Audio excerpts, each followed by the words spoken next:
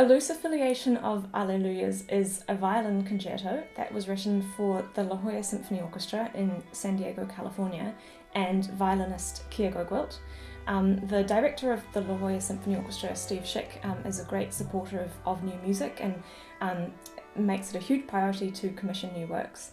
And this piece initially came about as a kind of companion piece to the Robert Schumann violin concerto, which Keir was also playing on the same program. And of course the Schumann violin concerto has this bizarre and fantastic mythology surrounding it.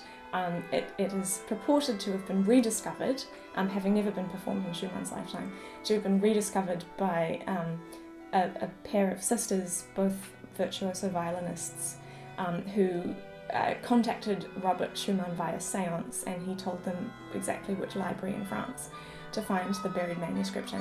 And apparently this is how the piece kind of resurfaced. So that story, obviously, of kind of mysticism, the kind of romantic occultism and fascination with communication beyond the grave, is fascinating just from like a pop fiction point of view, but also seem to suggest a lot about the mystic, magical, occultish nature of so much of romantic music, frankly, and the classical tradition and orchestral music. And so that was the first door that opened onto working on this piece. A great challenge with this piece was that I was trying out some new things as a composer, trying some new approaches, and certainly trying to approach the orchestra in a different way than I had in the past, and perhaps you might say in a different way than sort of textbook orchestration instructs one to do. But the other unique challenge about this piece was the fact that it is a concerto for improvising violinist. Of course, that phrase in itself can mean a lot of things. Improvising can sort of run the gamut between, ornamentation and embellishment of an existing melodic line, or completely starting from scratch. So finding the structure and the system of improvisation was an important decision. And then, of course, composing something where there is one crucial component, the solo violin part, which you cannot be entirely sure what it will sound like, and then sort of leaving enough wiggle room in the whole architecture for that to be able to breathe and also click at the same time.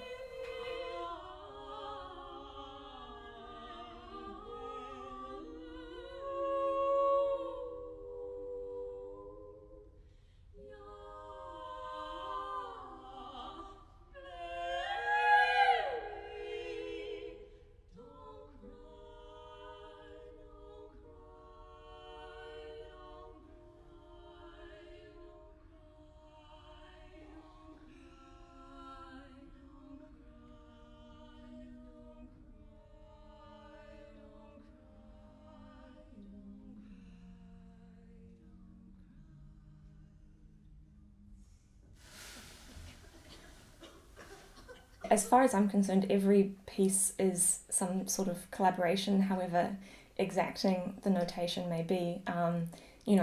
Composers, we don't work in a vacuum. We are part of an entire network of distributed labour. The labour is never only our own. The way that this piece literally came about was that I kind of wrote something and then handed the score to Keir. But realistically, Keir and I have been working together for a number of years now on different projects, and so we both have a very clear sense of each other's, strengths and wheelhouses. And certainly with this piece, I was writing a piece for Keir, knowing what kind of a player he is, what's in his fingers, as it were. And for example, to be more specific,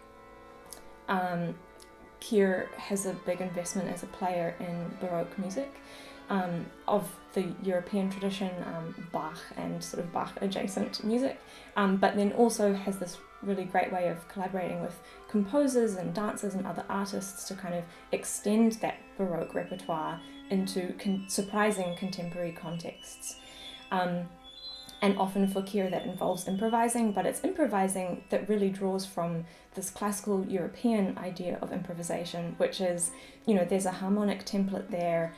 There are certain, shall we say, kind of guidelines or like puppet strings in terms of taste and expressive suggestions that guide that improvisation. So for me, I kind of chose to really lean into that tradition that I knew, it's this, I often resort to the mantra of like, follow the expertise, what is the expertise of the people you're working with? And so in that case, that was the expertise. And so that's kind of what I founded the rest of the piece on. Well, in this work, there are fragments of music that are clearly from somewhere. There's no illusion with this piece that the music is original in the sense of, coming only from one subjective standpoint, i.e. that of the composer. So it's kind of a collage or a patchwork, and then what I hope is that is an invitation to the listener to kind of listen to their own listening in a way, to observe how their listening shifts when presented with different musics, with different sort of historical and institutional affiliations. And then for that in itself to be a kind of self-guided narrative experience for the listener.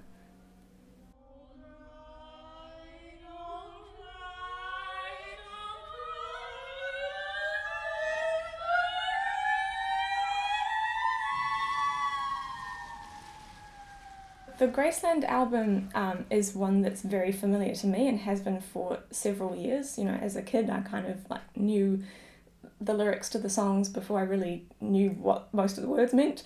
And I sense that that's kind of a common experience for some people of my generation and previous generations.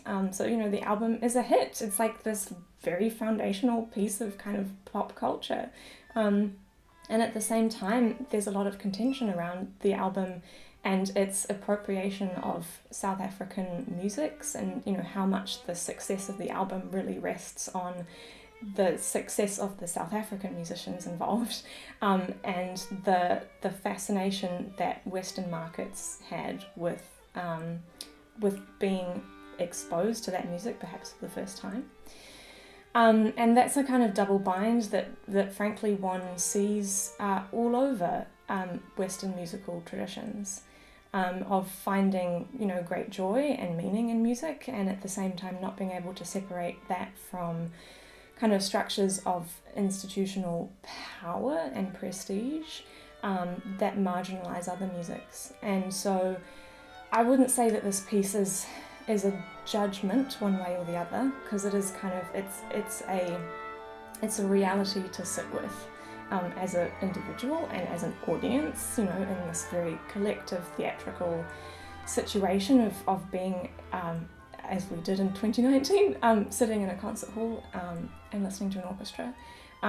That is, as I say, that is a fact to sit with and to just kind of bear collectively, and that's kind of the extent of where I'm going with that in this piece, contained in this piece. Of course, there are other artists, other scholars, other writers who are diving into these same questions, and so this piece is really just one tiny little pin on that patchwork. The experience of sitting in the audience and listening to one of my own pieces is always incredibly nerve-wracking and frankly uncomfortable. So increasingly I've been trying to write myself into my own pieces so that I have a job to do, and that keeps me focused and distracted, as it were. And so in this piece I was actually off stage, which in many ways is actually my favourite place to be in any situation. You're close to the action, but you're kind of cocooned from the buzz of the audience. And so in this piece I'm off stage with two friends and colleagues, Lauren Jones and Barbara Byers, and we are this vocal trio. So that helped me focus. As I say, I had a job to do, I had to sing, I had to count and conduct, and so being able to experience the piece as a performer and as a musician teaches me different things about the piece than I learn or understand about the piece when I'm composing it or listening to it. So that kind of full circle is very illustrative for me generally.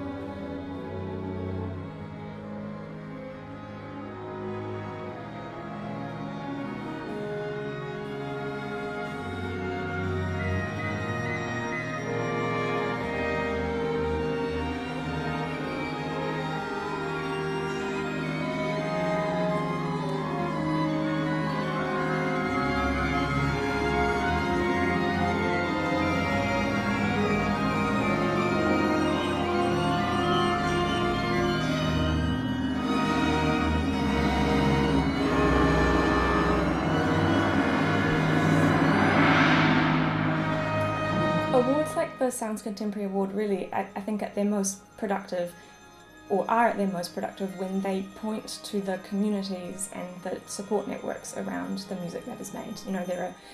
In this case, there are 3 names. Well, actually, this year there are 4, because Alex and Simon Ingram both.